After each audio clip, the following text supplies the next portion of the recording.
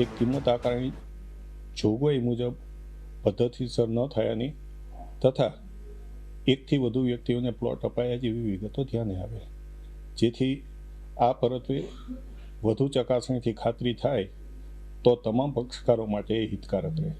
અને એટલે આ અત્રેનો તાલુકા વિકાસ અધિકારીનો હુકમ અત્રેથી રિમાન્ડ કરવામાં આવેલ છે. જો પરિસ્થિતિ 2018માં જેવું કર્યું હતું, એને 90 પ્લોટ 99 પ્લોટોની હરાજી કરી હતી. એટલે 90 પ્લોટ સવારના ટંક પટાયા અને હોદના 5 અને 4 એ હોદના પેલા 90ને ખબર નથી, હોદના 9 લીધા. એ 9 તો સપનગરી ખરે સાહેબે નાયબ જિલ્લા વિકાસ અધિકારીએ સનદો પરત લેવાની શરતે હુકમ કરેલો અને તો સદંતર હારી ગયા છે. અને 90નો ફેર આ દવે સાહેબે સરસ હુકમ કર્યો છે. સરકારનો આભાર અને અધિકારીઓનો આભાર. અને હવે નીચલા જે તાલુકા વિકાસ અધિકારી રહ્યા એ સાચો ન્યાય કરી આપવું એ જ અમારી નમ્ર અરજ. પ્લોટ મળ્યા નથી, અમને પ્લોટ આપતા નથી.